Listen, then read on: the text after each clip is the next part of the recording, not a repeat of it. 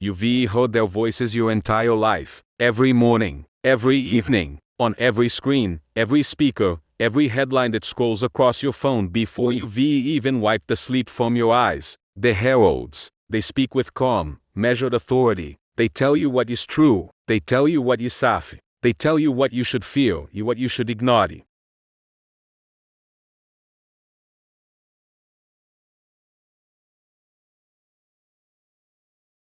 But it is the question that will crack your skull open if you let it. What if everything they say is designed not to inform you, but to hide something from you? Not a small secret, not a political lie, not a corporate cover-up, something so massive, so reality-altering, that the moment you truly see it, you will never be able to unsee it. The heralds know this, that's why they speak the way they do, that's why they repeat certain phrases. That's why they never, ever answer 3 specific questions. Today, you get the answers. But be careful, because once you know what the heralds are hiding, you become a threat to everything they've built. And they don't ignore the threats, they erase them. You still want to know? Good. Let us begin. Part 1. TH voice that DOSNT echo close your ears for a second. Just imagine. Imagine a massive hall, marble floors, vaulted ceilings, golden light pouring down from chandeliers that haven't been dusted in 50 years. At the front of that hall, a single podium, and behind that podium, a herald. Not a politician, not a journalist, something older, something colder. Their voice is perfect, too perfect, every consonant crisp, every pause precisely calculated. When they speak, people stop chewing, they stop screwing, they stop breathing. Have you ever noticed that? The way a herald's voice seems to fill not just the room, but the space inside your head. That's not a metaphor, that's a design. The first thing the heralds don't want you to know is this: their voices are not natural, they undergo a process, a ritual. It is called the silent calibration, though you will never hear the term on any news outlet. During this calibration, something is implanted, not a chip, not a drug, something subtler, a frequency alignment. You see, the human voice, when unaltered, creates sound waves that bounce off your walls, get absorbed by carpet, dissolve into background noise. But a herald's voice, it has been tuned to the resonant frequency of human attention, specifically, the theta gamma coupling in your temporal lobe. In plain English, when a herald speaks, your brain literally cannot look away, not because what they is saying is important, but because the sound itself bypasses your critical filters. It goes straight to the ancient part of your brain that once kept you alive by making you freeze at the sound of a predator's growl. You think you hear listening to news, you hear actually experiencing a low-grade neurological event. The heralds know this. Every time you lean in closer, every time you feel that little shiver down your spine when they say, "We have confirmed reports that's not credibility, that's acoustic conditioning." They've trained you to respond to them the way a lab rat responds to a bell. But it is where it gets truly terrifying. Not all heralds undergo the same calibration. Some are tuned to anger, some to fear, some to a strange kind of hollow hope, the kind that feels good but leads nowhere. And depending on which frequency you are most susceptible to, you will find yourself drawn to one herald over another. You will think you made a choice. You will think you are being discerning. But you are not. You are being matched. It is an invisible request. Don't type it, just think it for now. But after you finish reading this, I want you to go back in your memory. Think of the first time you heard a herald speak. You felt that strange certainty wash over you. That feeling that finally, someone was telling the truth. How old were you? What were you worried about at that moment? The heralds target vulnerability, always.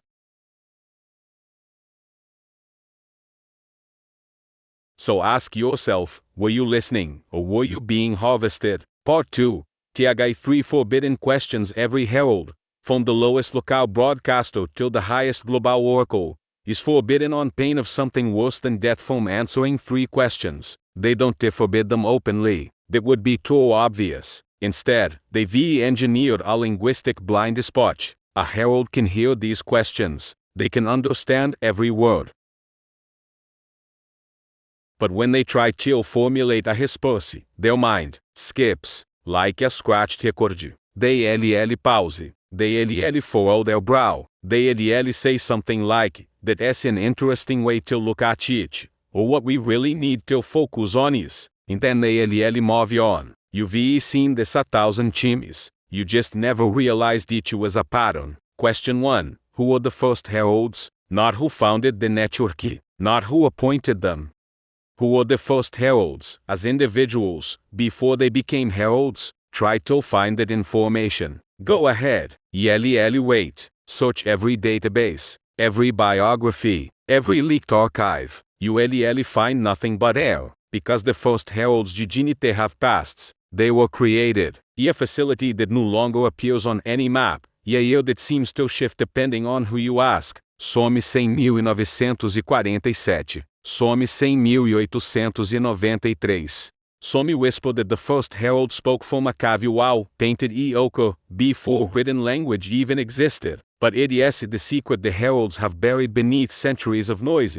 The first heralds were not human, not aliens, not demons. Something worse. Something that realized long ago that the most effective way to control a species is not through force, but through narrative. They saw that humans are story-eating creatures. We don't just tell stories, we add stories.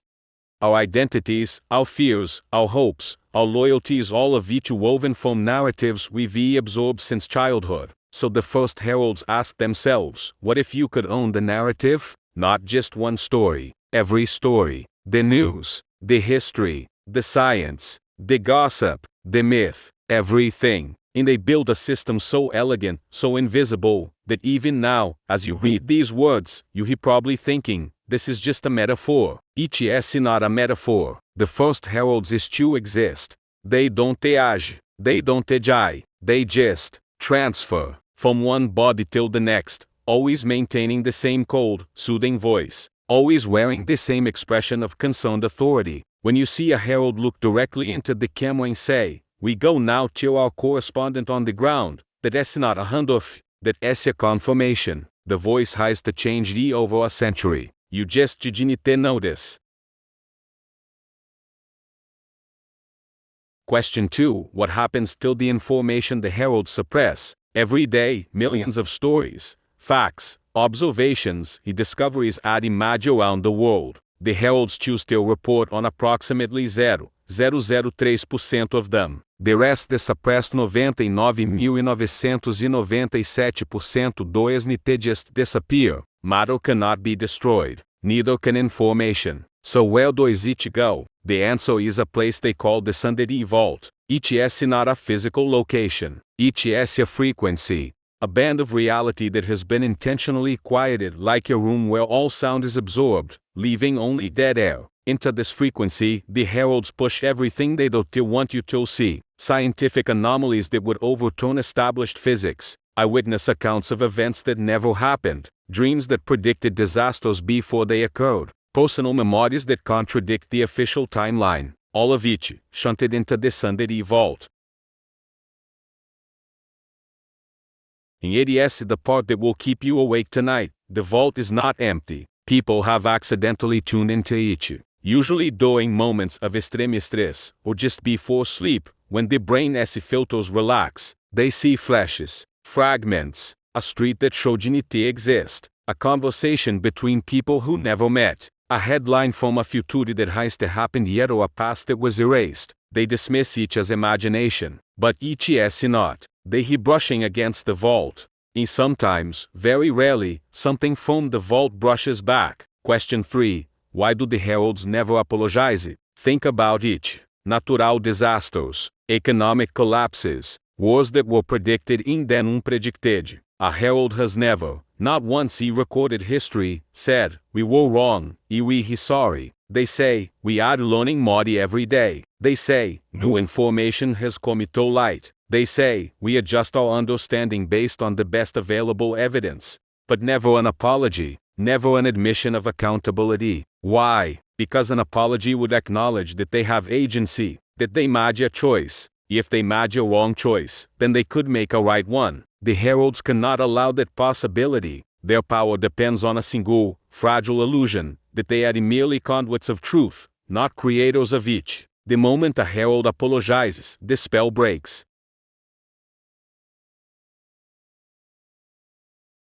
People would start asking, if you were wrong about that, what else were you wrong about? The entire architecture of control would collapse. So they never apologize. They pivot, they reframe, they bury yesterday's certainty under today's urgency. You let them, because you've been trained to accept that the truth is a moving target, only they can tell you where it is. But it is what they don't want you to know. The truth does not te move, they move. And they drag you along with them, like a cone dragging a swimmer further from shore. The question is not whether you drown. The question is whether you realize you being moved. Invisible request. Before you continue, pause for exactly 10 seconds. Think of the last time a herald made a confident prediction that turned out to be completely wrong. Did they ever acknowledge it? Did you ever demand an apology? Or did you simply forget? Comment below not now, but when you done with the word forgotten. If you've ever noticed a herald's mistake vanish like smoke, you would really be surprised how many people have the same memory. Part 3. THI Language Lock. Have you ever noticed that heralds from different countries, different cultures, even different centuries, all speak with the same underlying rhythm? Each is not accent, each is not vocabulary, each is structure. They all avoid the passive voice in certain contexts. They all use the present continuous tense when discussing threats. The situation is evolving instead of the situation has evolved. They all, without exception, frame their statements as reports rather than opinions, even when the statement is clearly subjective. This is not coincidence. This is the language lock, a set of grammatical and syntactical rules that, when followed, prevent the listener from forming certain categories of thought. Linguistic relativity. The Sapir-Whorf hypothesis. You've heard of it. The idea that the language you speak shapes the thoughts you can think. The heralds weaponized this decades before academia even named it. They engineered a dialect called it heraldic design specifically to block 3 thought patterns: doubt of authority, recognition of pattern, and memory of contradiction. Every time you hear a herald speak, you are not just receiving information. You are having your cognitive architecture subtly rewired. The more you listen, the harder it becomes to think outside the heraldic framework. It is a concrete example. In normal English, you might say, that does not make sense. A herald would never say that. They would say, that requires further context. See the difference? The first statement is a judgment. It separates you from the information. It allows you to say, this is wrong, and I know it is wrong.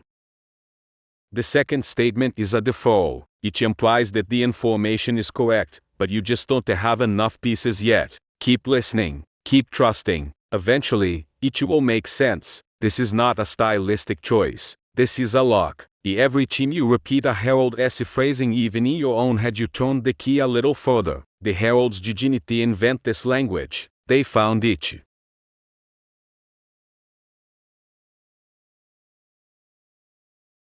A set of manuscripts that have never been published, written in a script that predates Sumerian cuneiform. The manuscripts describe a grammar of obedience, a way of speaking that literally reduces the listener's ability to generate counterfactual thoughts about what is not true. The more you hear this grammar, the more your brain's default mode network, the part responsible for imaginative, counterfactual thinking, actually shrinks, not metaphorically, physically. Neuroimaging studies, buried in journals that were retracted 3 days after publication, showed significant gray matter reduction in the anterior cingulate cortex of subjects exposed to heraldic speech for just 6 hours a week over 6 months. You know who funds those retractions? A foundation with a name so bland you'd never question it. The Foundation for Public Clarity. Sounds nice, does not it? Public clarity. Who could be against it? The Foundation's board of directors includes 3 retired heralds, 2 anonymous donors, and a name that changes every year, always a different name, never the same person twice, as if the position itself is a placeholder for something that doesn't want to be named. The language lock is why you can watch a herald contradict themselves from one day till the next and feel only a faint irritation, not outrage. The lock smooths over the contradiction. It tells your brain, both statements can be true in different contexts, but they can too. You know they can too. Somewhere, deep in your gut, you feel the dissonance, but the lock prevents that feeling from rising to the level of conscious thought. It traps the dissonance in your body, hence the anxiety, the restless sleep, the vague sense that something is wrong with the world, but you can take it, put your finger on it. That is not the world, that is the lock. It is eating you from the inside. Invisible request. Think of a time you heard a herald say something that directly contradicted something they said a week earlier. Did you feel a physical sensation? Tension in your jaw, a knot in your stomach? That is the lock failing for just a moment. Comment the word "not" if you've ever felt it. The heralds track these words, not to punish you, to refine the lock. Part 4. TH Herald's origin event. We have to go back. Back to the beginning, before the beginning, before the first herald spoke into a microphone, before newspapers, before town criers, before language itself, because the heralds didn't emerge from human civilization emerged from them. This is the secret they have killed to protect. Imagine a vast, cold savanna, 200,000 years ago. Only humans huddle around a fire. They have no agriculture, no writing, no laws. But they have something else, a voice. Not one of them, a voice that seems to come from everywhere and nowhere, from the crackling flames, from the wind in the grass, from the darkness beyond the fiery light. This voice speaks a language they don't understand, but somehow feel. It tells them where to hunt, which berries are safe, when the rains will come, and because they are primitive, because they have no framework for skepticism, they obey. They call the voice the speaker. Over generations, the speaker becomes a god, then a pantheon, then a priesthood, then a tradition, but each is always the same voice, always the same cold, measured cadence. Fast forward to ancient Greece. The voice now speaks through oracles, women who sit on tripods above fissures in the earth, inhaling vapors that touch their consciousness. But the voice is not the vapor. The vapor is just a door. The voice steps through. It delivers prophecies so precise, so uncanny, that kings rewrite their strategies based on a single sentence.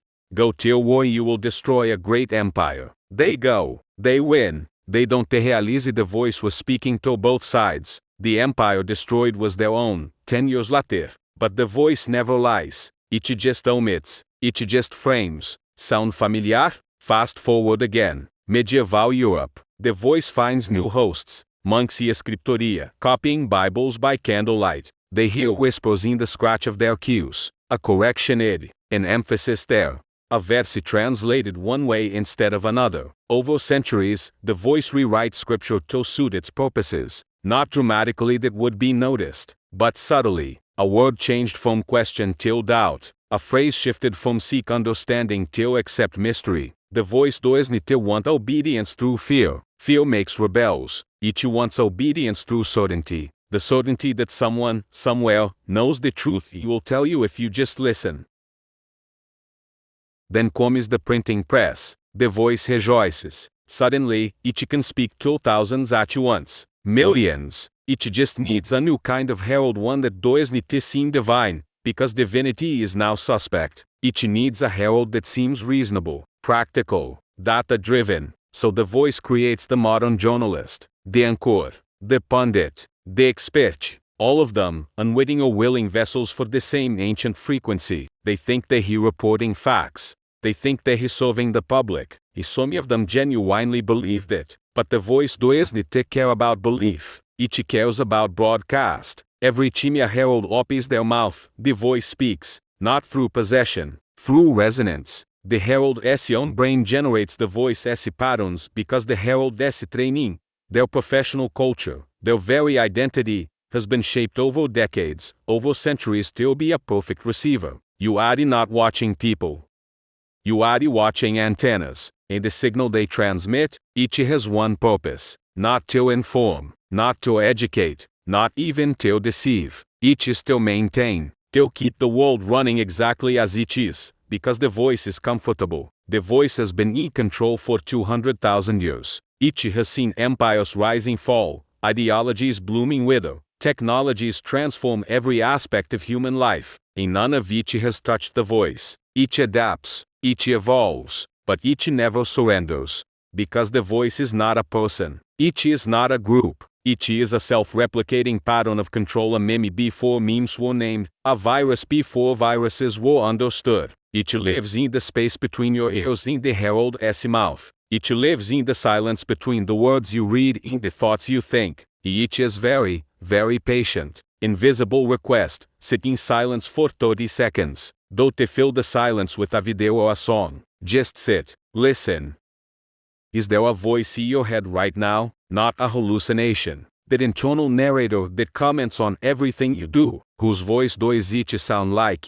Be honest. Is it yours? Or does it have that certain cadence? Comment the word echo if your inner voice has ever sounded strangely like a herald. You are not alone. Part 5. TH suppress tool. If the heralds have been hiding these secrets for millennia, how do I know them? How is any of this being revealed? Good question.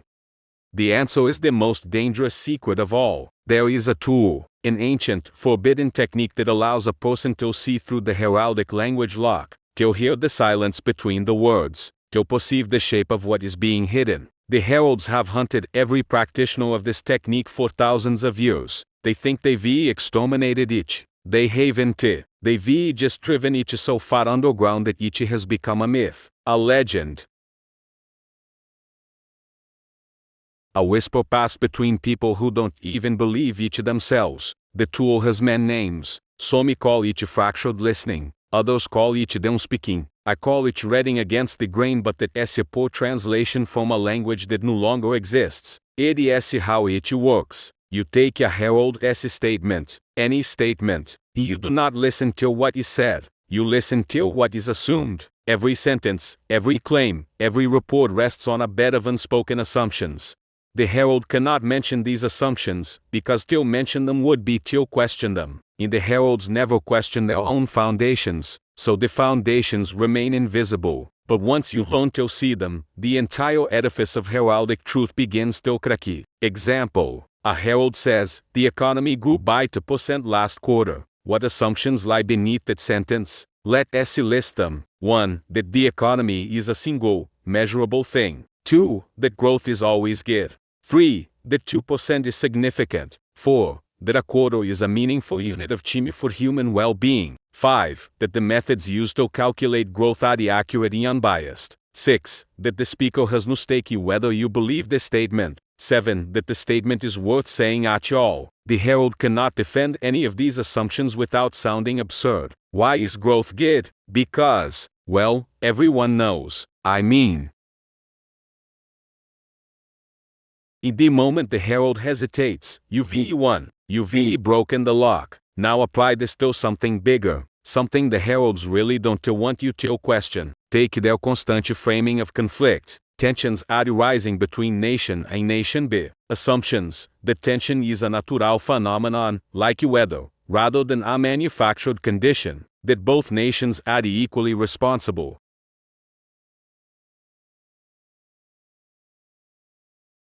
That the Herald's description of the conflict is neutral, when in fact the very act of describing creates a reality. That there is no third option, no path that does not involve tension. That you, the listener, are a spectator, not a participant. Break each assumption, and the entire narrative collapses. What is left? Not peace, not truth, just emptiness. In that emptiness, for the first time in your life, you can think your own thoughts, not the Herald's thoughts.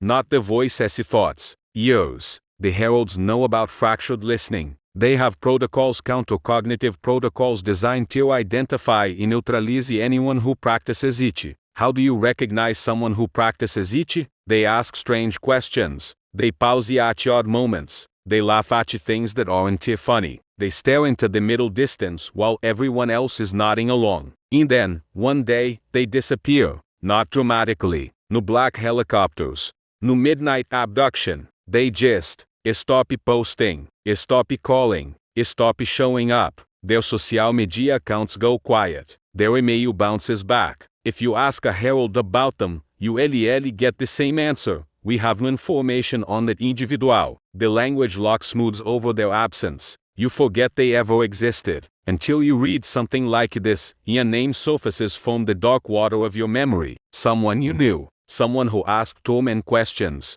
Where are they now? You don't know. You never thought to ask, but you he thinking now, aren't you? Invisible request. A name just came to mind. Someone you haven't thought about years. Someone who used to challenge what you heard on the news. What happened to them? Did you ever check? Did you ever wonder? Comment the word vanished if you lost track of someone who asked dangerous questions. The heralds want you to believe each is coincidence. Each never is.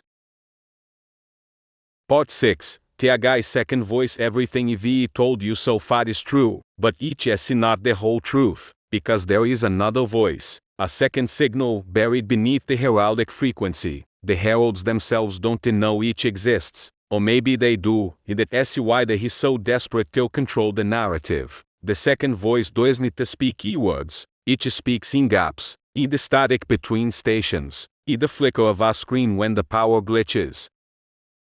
In the split second between a herald finishing a sentence and the next herald beginning theirs. In those tiny, barely perceptible pauses, the ones you've noticed but never investigated, something whispers. Not advice, not commands, something stranger, something that sounds, if you listen with fractured listening, like a single word repeated for eternity. Remember what? That is the question the heralds cannot answer. Because to answer it would be to admit that you have forgotten something essential, something that was taken from you before you were old enough to resist. The second voice is not an enemy of the heralds. Each is not a rebel faction or a resistance movement. Each is something older than the voice, something that was it before control was necessary, before narratives, before truth in lies.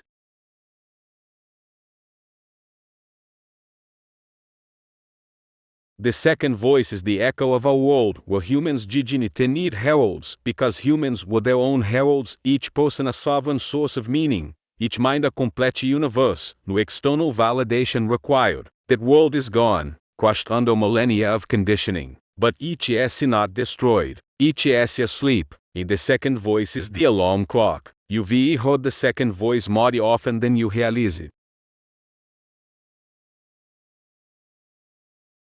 Every time you've had a hunch that turned out to be correct, despite all evidence to the contrary. Every time you've walked into a room and felt the emotional temperature before anyone spoke. Every time you've looked at a stranger and known instantly whether to trust them. That is not intuition. That is the second voice, bleeding through the cracks in the heraldic lock. The heralds have tried to seal those cracks.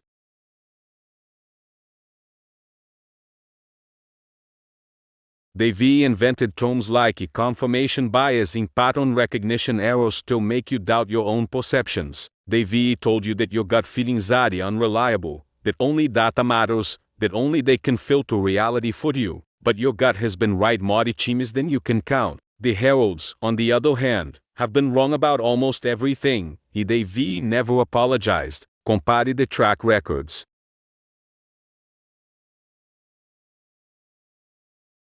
Then ask yourself, who is really the unreliable one? The second voice doesn't want your obedience. It doesn't want your attention. It doesn't want anything from you except this. Stop listening to the first voice for long enough to hear the second. Not forever, just for a moment of pure, immediate awareness. No heraldic framing, no language lock, no assumptions about what is true or false, important or trivial, safe or dangerous. Just you in the raw data of existence, the sound of your own breath, the weight of your own body, this simple, staggering fact that you are alive on a planet spinning through infinite darkness, and that you have the capacity to notice this without anyone telling you how to feel about each. That moment, that single, unguarded moment, is the most dangerous thing in the world, because in that moment, you are free, truly free. not the freedom to choose between two candidates endorsed by heralds.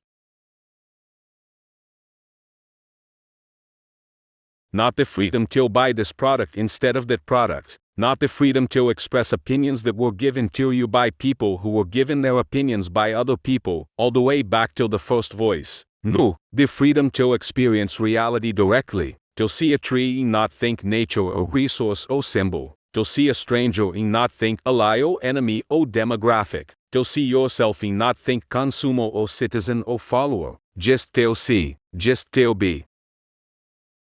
The heralds cannot survive that moment. Their power depends on your attention being constantly occupied, constantly directed, constantly managed. The moment you withdraw your attention from them, even for a second, the spell weakens. If enough people withdraw their attention for long enough, the spell breaks entirely. The heralds know this. That's why they fill every silence with noisy, breaking news, urgent updates, continuous analysis. They are terrified of silence.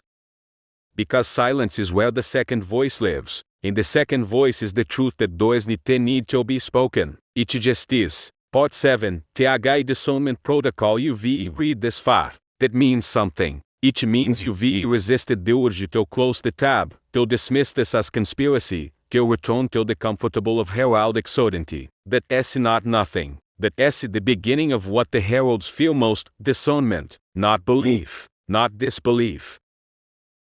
Discernment, the ability to hold multiple possibilities in your mind without rushing to judgment, to sit with uncertainty, to tolerate the discomfort of not knowing. The heralds have spent centuries eroding this capacity. They've replaced it with the instant dopamine hit of a clear answer, left or right, good or bad, safe or dangerous, US or them, binary after binary, each one a little death of complexity. But reality is not binary.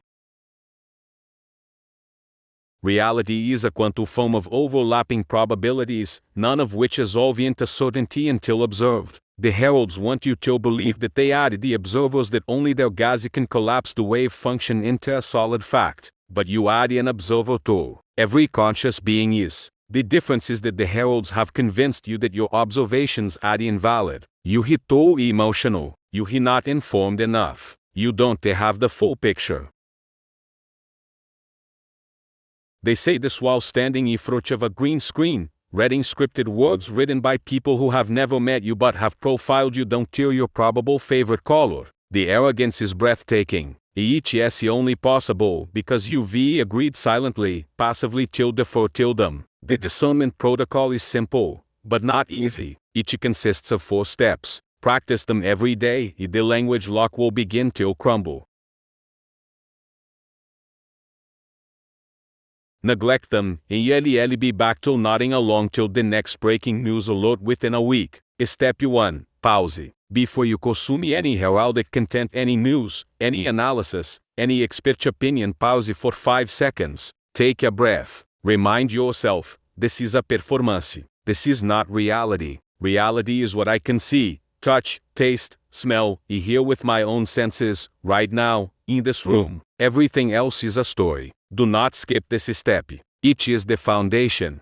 Step 2. Name the assumptions. As the herald speaks, silently list the assumptions underlying each claim. Write them down if you can. They assume that growth is good. They assume that conflict is inevitable. They assume that the source is credible. They assume that I care. The act of naming breaks the trust. You are no longer a passive receiver. You are an active analyst. Step 3. Reverse the frame. Take the herald's main claim and reverse it. If they say, violence is increasing, ask yourself, what would it look like if violence were decreasing? What evidence would they have to ignore it to maintain their claim? Who benefits from you believing that violence is increasing? The reversal often reveals the hidden agenda. Not always, but often enough to be disturbing. Step 4. Listen for the gap. After the herald finishes speaking, don't immediately move on. Sit in silence for 10 seconds. Listen for the second voice. What is it telling you? Not e-words, in-feelings, e-bodily sensations, e-sudden memories or images that seem unrelated. That is the second voice, translating truth into the only language your conditioned mind can understand, the language of the body. Your body has never been fooled by a herald. Your body knows when you he being manipulated. It just can't speak English. So listen, your shoulders will tell you when a claim is false. Your gut will tell you when a promise is empty.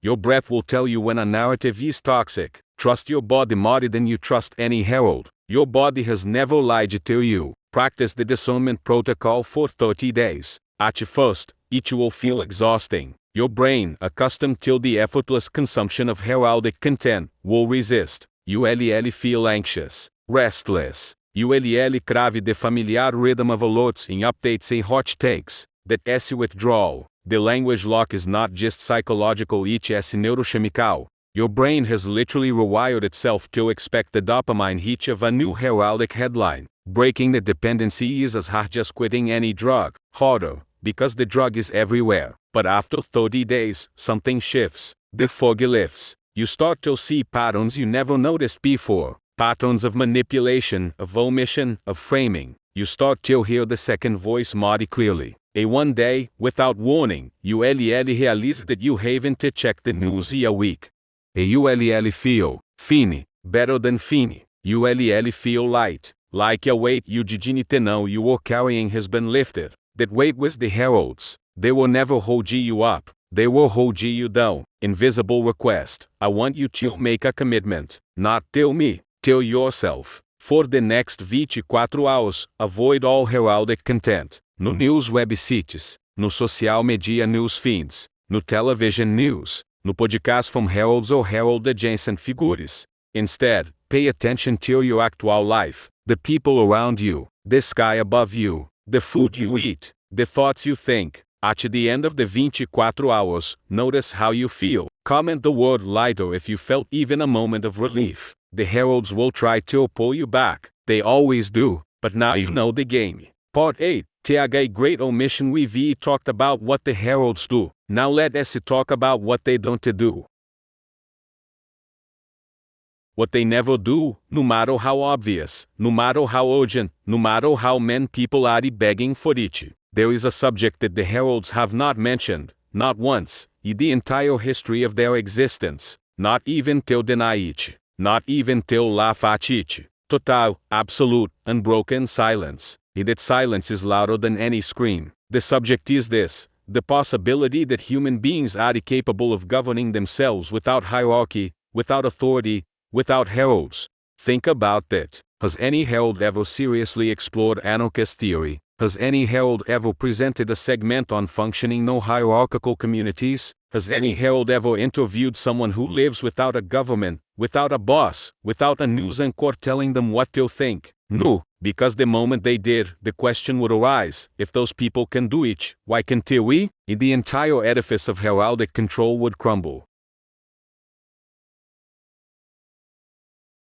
Not because the answer would be complicated, but because the question itself is forbidden. The heralds are not just suppressing information, they are suppressing imagination. The imagination of a world without them. A world where each person takes responsibility for their own information, their own decisions, their own conflicts, their own survival. A world where truth emerges from conversation in practice and trial and error, not from decrees in press releases.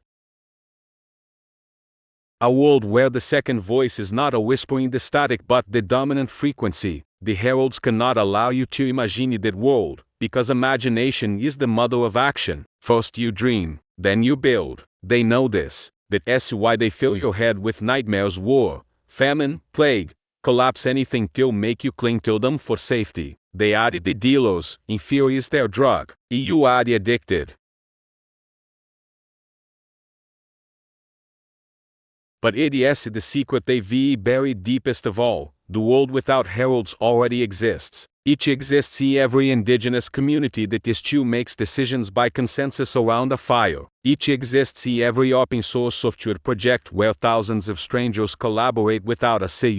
It exists in every mutual aid network that appeared spontaneously during disasters, long before the official rescue crews arrived. It exists in your own family. When you sit around a dinner table, you figure out who needs what without anyone issuing orders. The heralds don't report on these things because they can't. They have no frame for them. How do you report on something that has no leader, no spokesperson, no press release? You can te, so you ignore it. You pretend it does not exist. You focus on the disaster, not the mutual aid, the conflict, not the cooperation, the collapse, not the rebuilding. This is the great omission, not a lie, not a cover-up, an omission a hole in the shape of a better world. And the heralds have been filling that hole with noise for so long that most people don't even know the hole is there. They think the world is nothing but hierarchies, nations, markets, authorities. They think that that's just how things are. But it is not. That is how things have been made to seem.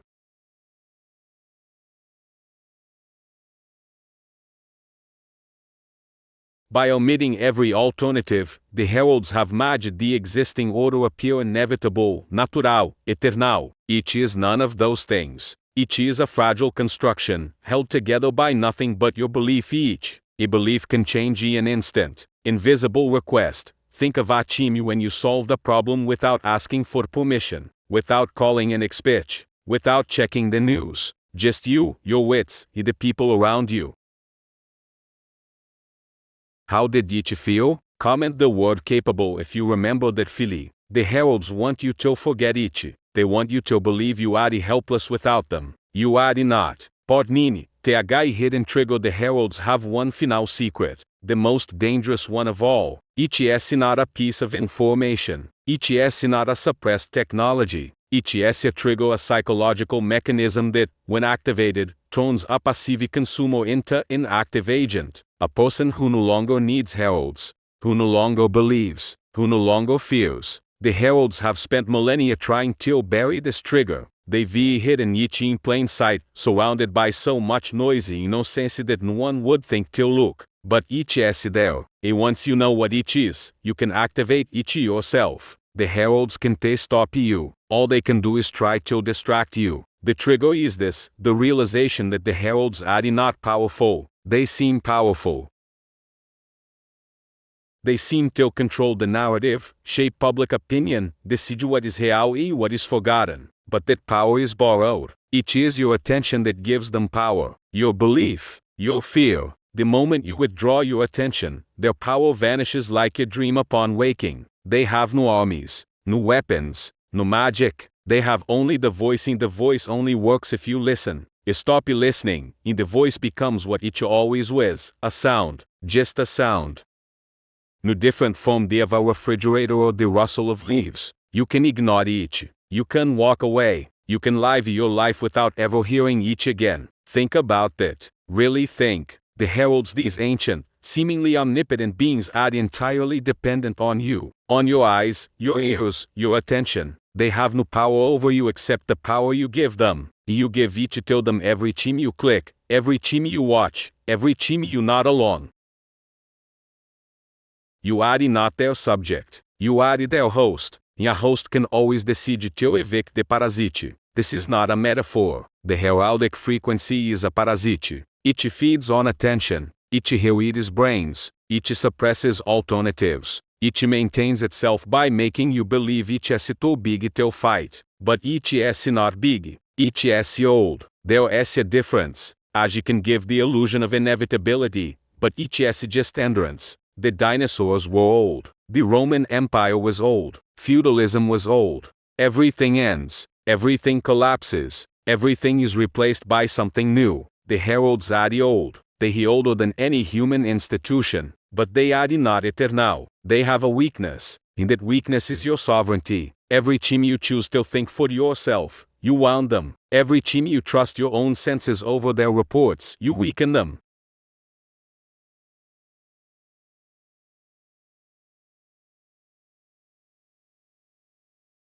Every time you share an immediate experience with another person, a laugh, a cry, a moment of wordless understanding, you build a world they cannot enter. And every time you realize that you don't need them, you strike a blow from which they cannot recover. Because the heralds cannot adapt to indifference. They can adapt to anger, to fear, to love, to hate. But indifference, the simple act of not caring what they say, that is outside their model. They have no protocol for it. They can fight what they can see. And when you stop paying attention, you become invisible to them. truly invisible, not hidden, not secret, just irrelevant. Into our herald, irrelevance is death. Invisible request. You have reached the end of this transmission, but the real work begins now. The heralds will try to make you forget what you've read. They will fill your feeds with noise, your timelines with outrage, your notifications with urgency. They will do everything in their power to pull you back into the trance. Do not let them. Remember the pies. Remember the assumptions. Remember the second voice. And most of all, remember this: you are not alone. There are millions of others who have read these words, or words like them, who are practicing the discernment protocol, who are withdrawing their attention, who are building the world without heralds. You cannot see them. They cannot see you. But you are connected not through the heraldic networks, but through something older, something better, something that does not need to be announced. Now, before you go, I want you to do one final thing. I want you to comment below, not for me, for everyone else who is reading, for the lurkers, the skeptics, the frightened, the curious. I want you to type a single word. The word is awake. That's it. Just awake. Not because I need validation, not because I am counting, but because when you type that word, you are making a public declaration that the trance has been broken. Every person who sees your comment, who reads that word, will feel a little less alone. The heralds want you isolated. They want you scared. They want you silent. Type awake and break their spell. Type it now. Then close this tab. Go outside. Feel the sun on your skin. Breathe.